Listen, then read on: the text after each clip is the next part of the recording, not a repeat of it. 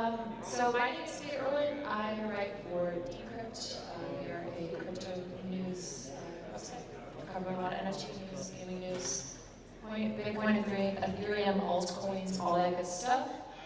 So today we're going to be talking about how do we bring non-crypto gamers into blockchain gaming. We're also going to just be talking about blockchain gaming in general and how our expert panel feels about different things that are going on. So just to start off, why don't you introduce yourselves and tell us a bit about what you're working on right now.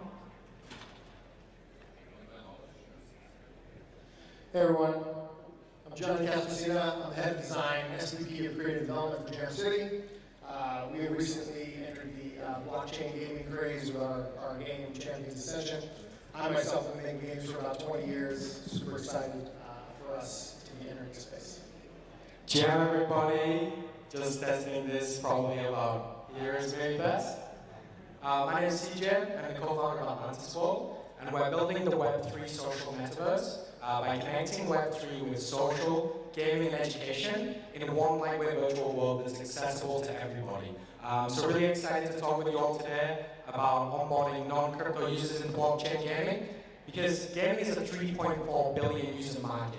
And you have this huge potential to onboard billions of users into Web3 through play, through interactive and incentivized learning, and it's really exciting. So thanks for having me, and I hope you're having a great time. Hi everyone, my name is Prakash. I'm from Enjinstarter. We're a launchpad that's focused on blockchain gaming, entertainment, as well as metaverse. If you guys are looking at launching a project, come and speak to us. We invest between 25 to 100K per project. We also help projects fundraise, build a community, and prepare them for public fundraising exercise. I'm interested in that. I'm Sam from Playdat. Playdat, in essence, is a set of blockchain middleware and an NFT marketplace based off of Ethereum and Polygon. So we help transition traditional game content, or any entertainment content, into a blockchain experience by leveraging technology background, where we handle all of the heavy liftwork of minting, earning, trading NFTs, staking them, getting rewards. So basically, we want to talk to any content developer or publisher out in the market currently. We are happy to talk to everybody. I'm happy to be here. Amazing. Yeah, thanks so much. So something happened yesterday morning, I believe. Something about Axie Infinity and $500 million kind of vanishing. So how do we feel about that? Something happened with Axie Infinity, blockchain game, in case you didn't know. And $500 million kind of just got funneled away through a bridge exploit. So I was wondering how you guys feel about that, you know, in context with blockchain gaming and everything that's going on right now. Yeah, I mean, I was remarking to one of my colleagues the other day that you used to have to hire Ocean's 11 to pull off a bank heist like that. Unfortunately, these are the kinds of things that they're not necessarily going to help our profile or us trying to build credible, fun, engaging projects for users. I think it's the kind of thing that definitely makes people wary. But we have to kind of counter that. We have to blaze forward. We have to continue to build what we're building and bring users into the kind of games and experiences we're building. And of course, with an eye to security and make sure that their investments don't leave the systems that they put their faith and trust in. So we have to do better. It's an unfortunate scenario. I think it's definitely an unfortunate scenario, and I think it's something that we should definitely take seriously. I think security issues, for the most part, are widespread in the majority of experimental technologies and in new technologies. And I think the important thing is that no matter what, everybody here and everybody in the audience will continue to build and continue to innovate no matter what. And I think that was really demonstrated by Jiho yesterday. 30 minutes after the CoinDesk article went live, he stood on stage and spoke about the future of droning, which of course suffered the big exploit. And I think that's really testament to Jiho and the rest of the Axie Infinity, Digital Nation, and Digital Family, and builders are going to build Hackers are not going to stop Web3. They're not going to stop NFTs. They're not going to stop blockchain gaming. They're not going to stop G-Hall. They're not going to stop NFTLA. And they're not going to stop any one of you or any one of us. So let's go. Woo! Not today. Gonna have to act harder than that, but that's not an invitation. Please don't tag me personally.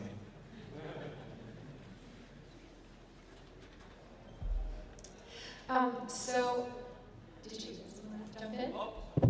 Just a quick comment. I mean, the blockchain itself is still quite a nascent technology. So a lot of experiments going on, a lot of maintenance created, being lost, dissolved. There's no common technology stack. I mean, for example, if you're building a game in the traditional state, there's like 3 options: Unreal Engine, Unity Engine, or other 2D engines that may be possible. But the thing about the blockchain technology itself is it does have a lot of weak points. It takes time and effort to actually learn about these weak points, and it's basically up to the context creator and the developer themselves to manage these risks that are inherently involved in dealing with anything crypto and blockchain technology. It's basically working with somebody else's database that is not owned by yourself and not really managed by yourself. So you need to find ways that you can circumvent these situations and manage risk in that sense. Definitely. So sort of building off that, what are some challenges that each of you have faced while building your products and your companies in the blockchain gaming space?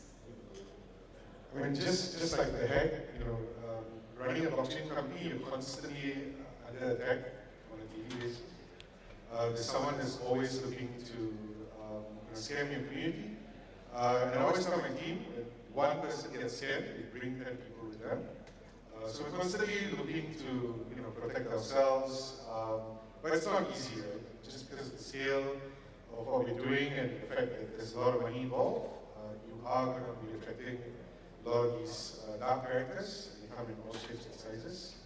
And it happens on a daily basis. I think what we shared was something very big and public, but with every crypto company, it's happening on a daily basis. Building that with that in mind has been one of the biggest challenges for us. Yeah, definitely. I think this kind of financial context is really more relevant to building in DeFi. If you think about building in Web 2, they say to build fast and break things, right? And in Web 3, you have to build fast. You probably have to build faster if you want to survive, but the difference is that you're building in public. And also, for example, many DeFi protocols will have billions of dollars in total value locked from very early.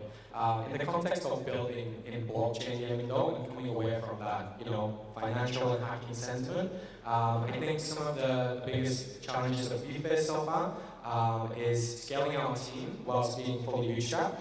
So just really taking this back to Atlantis world and our personal experience. We've scaled our team to 14 core contributors whilst being fully bootstrapped. We haven't taken a single penny from investors. We made our first $1 million in 7 months. And a challenge that we have faced is really going that hard route and trying to bootstrap and generate revenue and not take money from investors. And also, once we've scaled the team, it's also about coordinating the team across many different time zones. And also just trying to do too much at once, right? Everybody's overstressed and overworked, and just trying to get things over the line and ship things is always tricky. So for us at Jam City, we're coming at it from a very different angle. You kind of said something that made me laugh, which is in Web 2, they say build fast, break fast. I haven't seen anything built in Web 2 fast in a long time, or migrating fast. And that's been our challenge. And I think, this is a new, exciting, innovative, creative space, emergent space. So coming from, our traditional background of building really, large, free-to-play, global experiences that for very, very large funnels and big player bases, everything is set to a very mature kind of business model.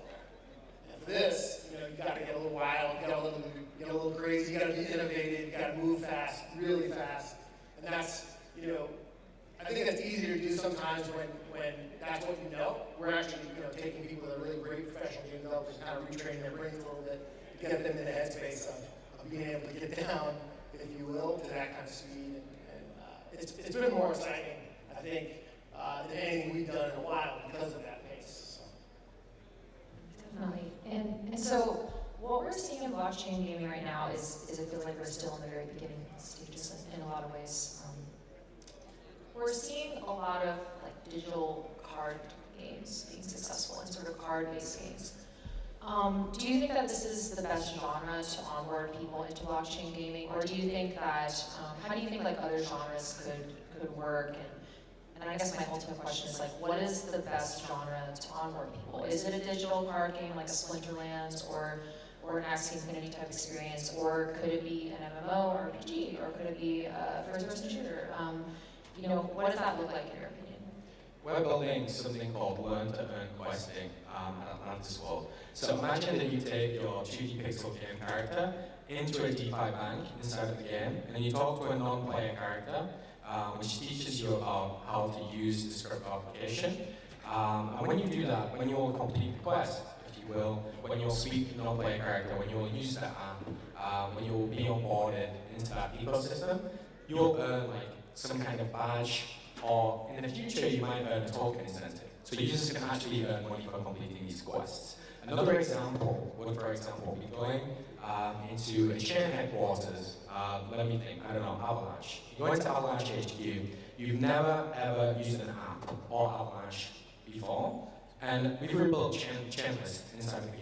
So with 1 or 2 clicks, you can connect to the RPC in MetaMask, so you've been onboarded into that blockchain, boom, that's a quest, here's a badge, or here's some tokens. You run outside, you go into a DeFi bank, that's a quest. You go into a DEX building, that's a quest. You go into an NFT marketplace, that's a quest. You go in a DAO, that's a quest. And each time you earn some tokens or some social gamified proof of completing that task. I don't know what is the best word, right? But that's one way that we're approaching onboarding. It's actually making it interactive, making it intuitive, and making it incentivized. And I don't think there is one specific genre that's maybe, I don't know, better than all of the others when it comes to onboarding. But I really love the idea of the card games and just games in general, because what NFTs actually enable, and what blockchain gaming enables, if you want to call it that, is for users to actually have rights and ownership over their digital assets. So even if you think about a game like Madden, kids will spend, and adults will spend thousands on their personal account in a year on these like football playing cards, right, which they can use inside of the game. But they don't actually own them. The game development studio owns them, so whether that's EA, I don't know. But the thing is, if they violate terms of service, they will lose that. They don't have any rights, they can't sell them on a secondary marketplace, and they don't truly own it. So I think looking into traditional gaming and enabling users to actually own and have ownership rights and control over their game items and game assets is really, really important. From operational perspective, look at that, we did have very casual affairs, which we could link to NFT utility value, how these NFTs could be leveraged in key stats within the game itself. But the more complex or the depth of gameplay the game has, it has been working much better for us. For example, one of the games that we are operating in right now is a mobile role playing. So it has characters, it has weapons, it has enhancements, it has rooms. And basically you're competing with other gamers within the gaming environment to do better. And the better you do, obviously you get better rewards in tokens. So these games that have depth of gameplay and monetize better is, how to say, returning to us a much more increased forms of revenue and also attention span for the gamers themselves. They are staying within these games much longer. And the utility is directly linked to game items. So basically, NFTs in forms of game items can be brought in and taken out of the game, traded with other games on the global scale. And that's what gamers are really clutching to, finding interesting. What they have in surplus, they can make extra revenue, extra pocket money that they can actually reinvest back into the game. How they build their decks and the strategy involved in building these decks within the game is also benefiting them, and it's making people think, and it's bringing a community where top guilds are exchanging knowledge only within the guild members. So people who want to learn better, have to perform better, and actually look for these active guilds that they can participate in, and so on. So it's much better for us as a business company to to actually invest and transition some of the role-playing, more in-depth games such as strategy games and MMORPGs, and transforming those experiences into blockchain experiences, working much better for us. Yeah, and what do you guys feel about, the mobile versus PC sort of conversation? Because a lot of people do use their phones for crypto stuff, and some people prefer their desktop PC. And that's also a rift in the gaming community as well, is there's the mobile gamers, and there's the PC gamers, and there's the console gamers, right? So sort of going off that, do you think that the best way to onboard people into blockchain gaming is through mobile, or potentially just through PC? I think currently most of the games are still very PC driven, but there are people who are trying to crack it from a mobile perspective. If they do, then we're going to start seeing a lot more people coming in from the developing markets, because most of them are actually mobile based. But I think at this point in time, because of the various things that needs to be done, especially with the assets being stored in the blockchain, I think doing it via mobile is going to be tough. We have seen a few projects that are browser-based, and then you can start seeing that the pickup rate actually goes up a lot. But we're still very, very early, right? So still a lot of it's very PC-driven, but I would say that the space is going to accelerate very quickly in the next 18 months. Yeah, right now, I would agree with that. I mean, the current audience really is, a little bit more savvy than on PC. It goes back to the previous question you asked, which, in some ways comes down to the fact it's just basic demographics. Like, being able to start a wallet, connect your wallet, fund a wallet, buy an NFT, that's a high barrier to entry for the larger mass audience to kind of come into. So, right now it's really about establishing the top end of your ecosystem, with those players that are familiar with the infrastructure of crypto and NFTs. A lot of them are much more interested, based on the nature of the type of players they are, on those more in-depth strategic type of games. But ultimately, where are you going to find that scale downstream? Where are you going to open the funnel up? Well, those games, are going to have to absolutely begin to enhance their ecosystems in ways that bring in a larger audience by offering them a little bit more simplified, casual barrier to entry, both on the tech side, but also on the gameplay side of coming into a game that's easy to learn, but difficult to master, which is, I'm not the first person to say that by any means, but that's how your funnel opens up from a gameplay perspective. For me, if I think about mobile gaming, generally I think about the App Store. And I think what's important is that the App Store and Web3 are really not compatible.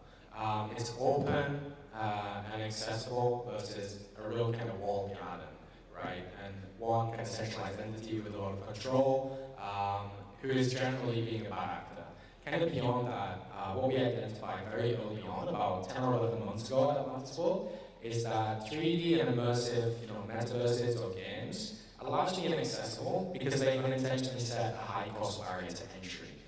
What I mean by that is, in order to play or be immersed in a 3D metaverse, you need to have really expensive hardware.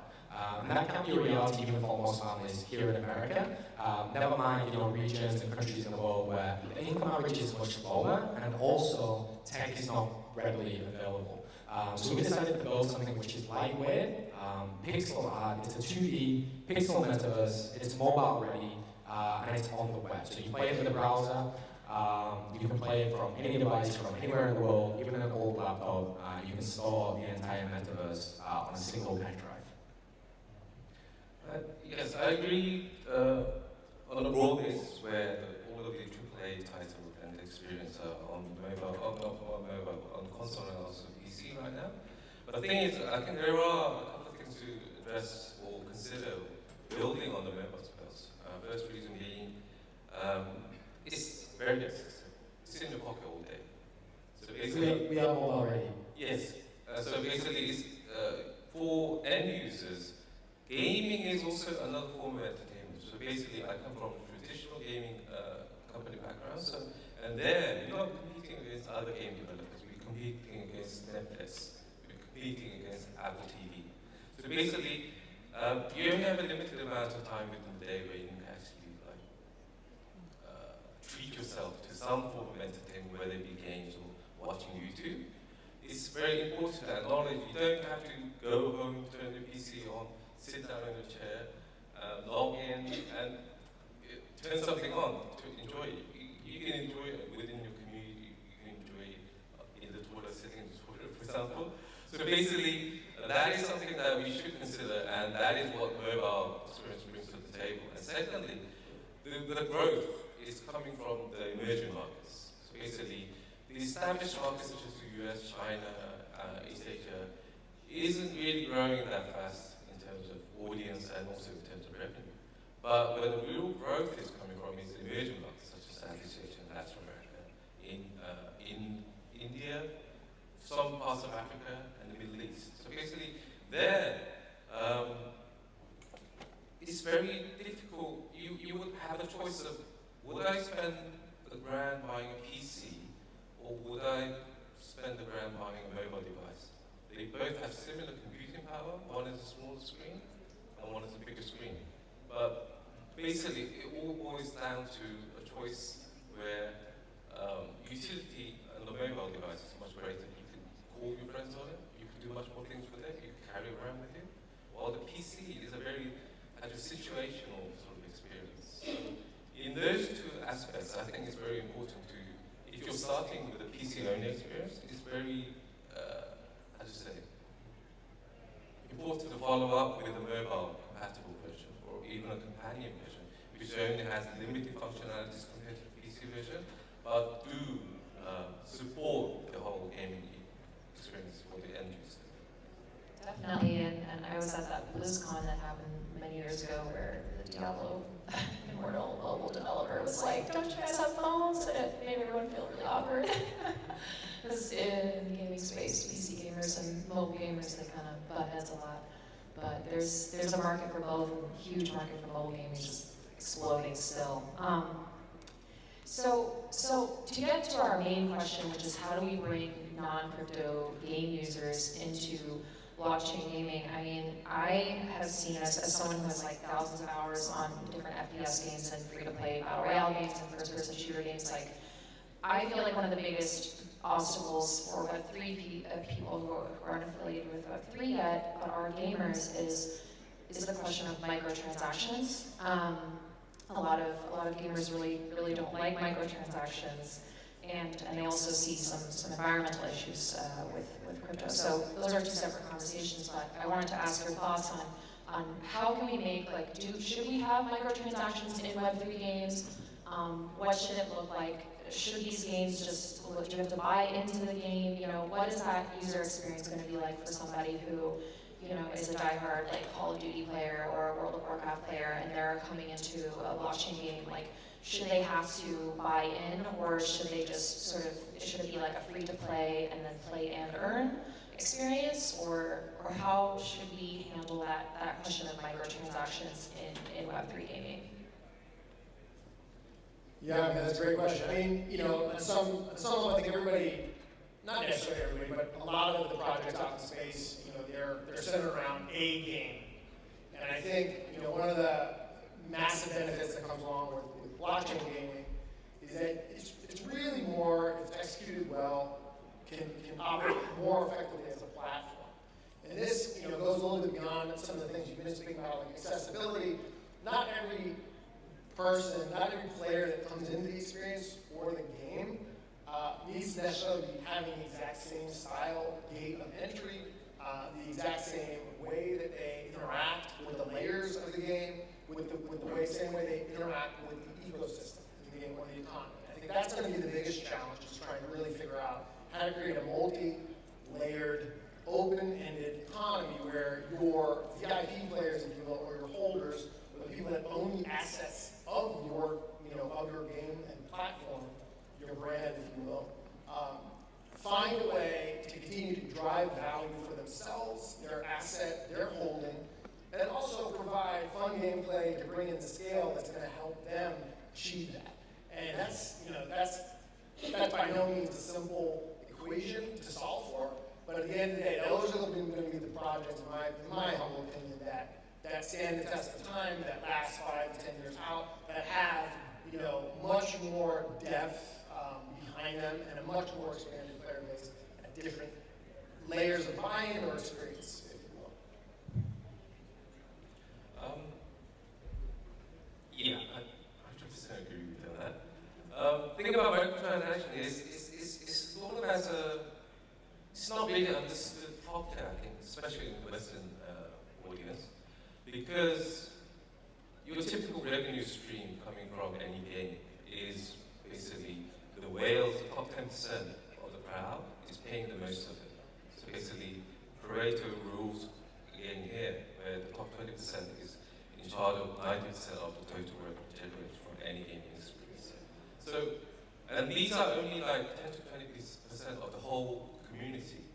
If these people can support development costs, advertising, running the operations, and 90% can enjoy on a much freer level and they pay less, I think that is a win-win situation for both of those audiences. And what microtransaction brings to the table is a long tail of revenue stream where if you want to pay less, you're still enjoying the game the way you want it. You may not be as powerful as the person that's paying more, but you're still enjoying the game day out. And gaming to these days, it doesn't really have a finish and an end. So basically, you're persistently enjoying a single title for many, many years, for example. And I think the ability to do that without paying an arm and a leg is quite important. I think on a slightly different point, I think a lot of game developers have been focusing on play to earn, whereas we've been trying to bring back the idea that the fun should still be the primary draw, so maybe play and earn, and I think that would probably bring a lot more new people into the space. But I think to answer the question, the base infrastructure still needs to improve. Not many people are comfortable setting up a Web3 wallet and then topping that up, and, getting so there's just too many hoops to jump through, and there are many people who drop off. And we're starting to see a lot more partners coming in to offer new infrastructure where you can just swipe a credit card and you can participate. And we are also seeing games that are offering free to play, so that more people can participate, get a taste of the game before they actually start putting in crypto, start paying. So yeah, I think we're going through this evolutionary phase. Definitely. Yeah, I also just don't want to lose the importance and the potential and power of things like play to earn or play and earn, and learn to earn or learn and earn, whatever you want to call that. Because incentives are powerful. And if people can get paid for learning how to use crypto applications or Web3 applications, specifically the next generation, I think it's going to unlock a whole new world of potential. So I'm really bullish on incentives in general, whether that's in DeFi or in gaming or in education. And I also think it has the potential to unlock social revolution for workers in impoverished and remote regions, and actually the potential to onboard them into new game economies can actually supercharge and redesign the global economic landscape and make billions of people around the world much better off. Definitely. Thank you guys so much. We are out of time. It's too long. So thank you so much for chatting with us. Thank you so much, guys.